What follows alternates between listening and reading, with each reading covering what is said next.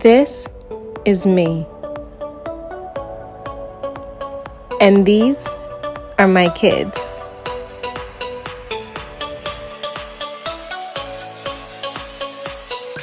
And this is our life.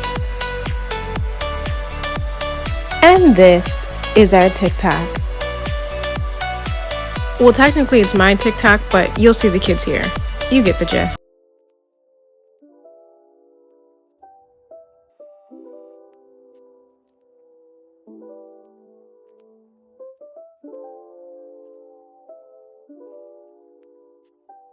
So I'm home from work and I'm gonna get started on dinner.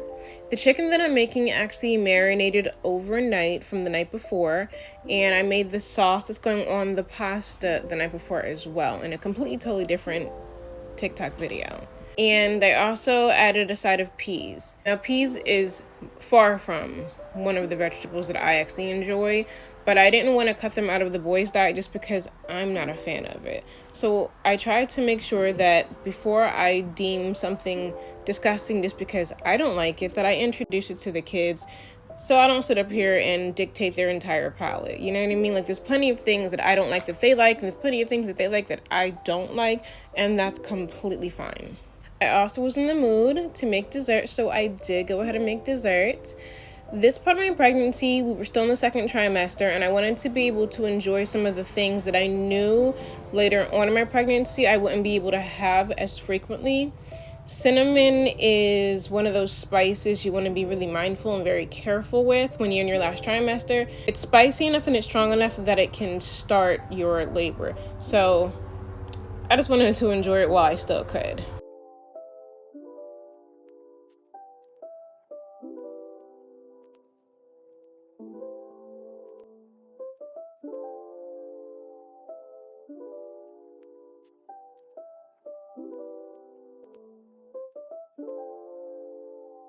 Alright, the day is over. I did do a quick shower because I didn't want to waste my bath. Like, when I get in the bathtub, I like to actually soak and enjoy and marinate and everything.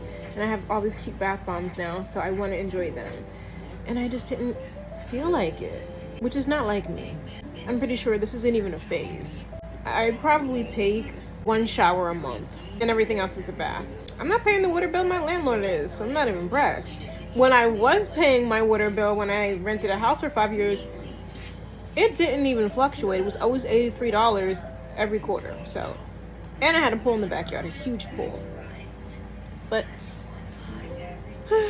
I'm about to watch some Grey's Anatomy and eat my dinner. Both the boys are already down for the night. So far, so good with Jaden. He's doing better. It's one day at a time. Every single day is an effort. We are still planning to implement some additional resources to help combat with all of this behavior. Not just winging it and playing it by ear, waiting for the next eruption. We actually have a strategy and a plan. So I'm not gonna let it overwhelm me. The only way to get through it is to go through it. So you never stop learning as a parent. I swear you never stop learning as a parent. This is my first experience in having a teenager, so I know exactly what to expect from Joshua and Jackson.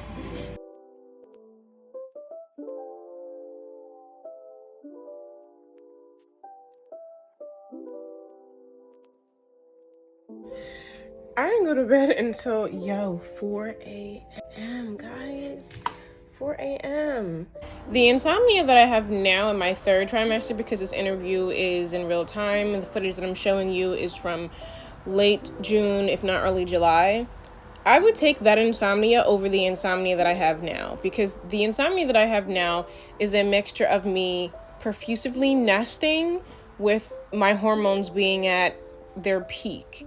And I don't have too many episodes where throughout the day I'm tired, but I'm just trapped in my body. I feel like I'm kind of going crazy because I did start my maternity leave already.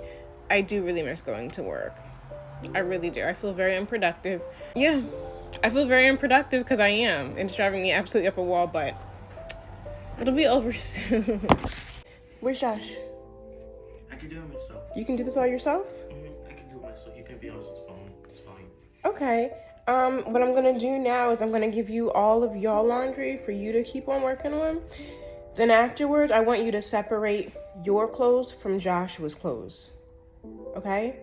Yep, you gotta separate your clothes from Joshua's clothes, and then we're gonna make the outfits, okay? I'll show you how to make the outfits. We're gonna put all the pants together, and then we're gonna start putting the tops together, and then we're gonna start making the outfits that way, like I did with your closet. That way, when you need something to wear, go in your closet, you just grab an outfit, it'll already be ready. Plus, you guys start ESY on Monday. Your summer program? Okay, so let me give you guys, I can't get over the overwhelming amount of laundry that's not mine.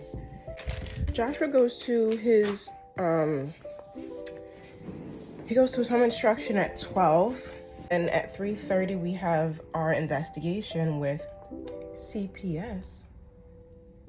Thanks to Jaden, but we won't get into that. And then I have to go to work at 7. Clean my face, I need a coffee. I'm just wondering, how bad do I need it though? So since Jaden's most recent episode, which was in my very last TikTok when I had to take him to crisis, I've been trying to keep him as busy as possible. One thing that I don't like to do is when the children are being punished, I don't like to punish them with chores, because they tend to think when I tell them to do things that they're supposed to be doing, they think they did something wrong in order to have to do it. You got to keep in mind, children that have autism or are on the spectrum are very literal. So they literally take everything. So I'm very careful with how I word things and how I dictate what they have to do when they have to do it, because my children do associate having to do certain things with a punishment. It's really about how you word everything, how you address everything.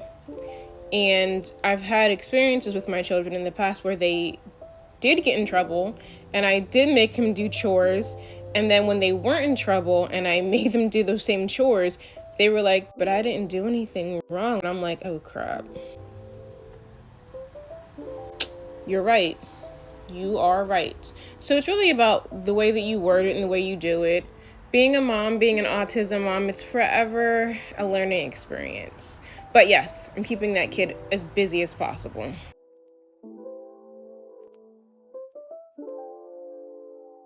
So since Jaden's little episode with going to crisis at Jefferson, DYFS, which is Child Protective Services here in New Jersey, had to get involved and open up an investigation. Why? Because my little angel, my pride and my joy, my very first love and born, took it upon himself to tell the authorities, once they found him after his elopement, that I said I was going to unalive him. I never said any such thing. But since he is a minor, and since he has autism, they obviously have to do an investigation. They came, they interviewed me, they interviewed both the boys. They interviewed us separately, and then they interviewed us together, and then they did their home inspection. It was as annoying as you can imagine.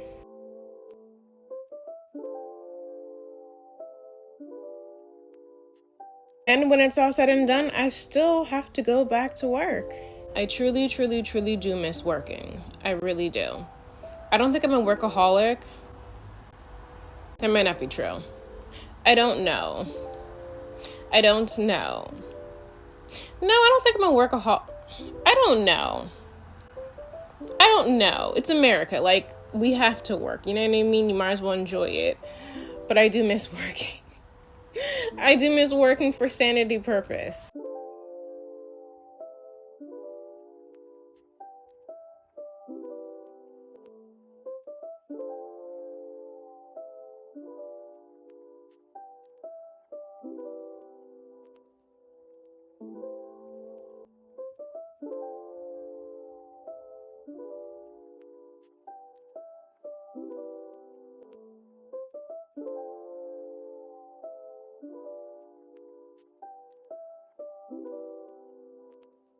The workers were bitches. I couldn't stand them.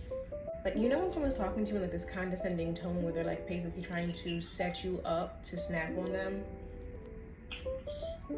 Plus they had to go check all the rooms, check to make sure everyone had a bed.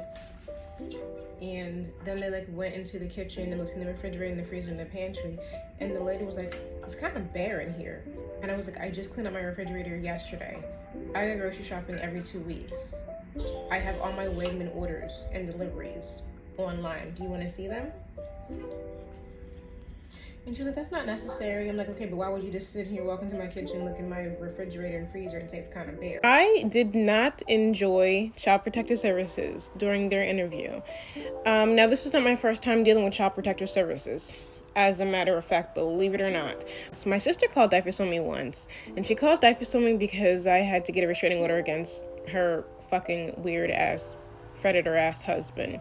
So it was in retaliation. So I'm not new to this experience, but I think that at least when it comes to the workers that I just dealt with, on paper, they have a perception and idea of me, but then they actually walk into our home and they're like, I feel like this bitch thinks she's better than us. No, ma'am. No, fucking ma'am, I fucking don't. I legitimately take my black ass to work and go the fuck home. They're not warm. And it's not every single caseworker at all. It's not. But these women, one was just co-signing what the other one was saying. There were no suspicions raised after our interviews and after doing the inspection. During Jaden's interview, which I stepped out for, which was my decision, I said I'll step out so he can be as honest with you guys as he needs to be. And he admitted. He said, yeah, I was just mad because she wouldn't give me my tablet. So I lied and I said X, Y, and Z. I lied. I lied because I was mad. But the women that were interviewing me were little bitches. They were little assholes. They were. And it was not. Don't try it. Don't do it in my comment section. Please don't. It was not because they were aiding on a side of caution. It was not because they had some kind of preconceived notion about me based on what they got in their report. It was because some of these people do not need to be working with fucking kids. Some of these workers do not need to be the people that get to dictate who has their children and who doesn't. Some of these bitches are fucking bitter and angry. Some of these bitches walk in your house and feel as though you're living better than they are, and they expect you to be doing way the fuck worse, and you're not. So that's happened to me please, that happens to me all the fucking time. That happens to me all the fucking time, and I find it weird. For me to be a homebody, for me to be such an introvert, for me to literally always be inside my home. If I'm not at work, I'm literally at home. If I'm not at home, I'm probably at the mall. But that's literally it. I do not run the streets. I do not roam the streets. I do not sit up here and get involved in half the shit that people probably assume that I do. I mind my own damn business. So I don't know what your problem actually is. And I'm sorry if the pay is not what you expected it to be. But it sounds like a personal problem, not my problem. But yeah. I didn't like the workers. I didn't like the workers. And I've dealt with other workers in the past before. But I'm just glad that bullshit's actually the fuck over. And my case did get closed. It took a few weeks, but it did actually get closed. And after another successful shift, I am off from work and headed back home. Don't forget to check out my multi-series, Sleeping with the Devil. This is an ongoing multi-series.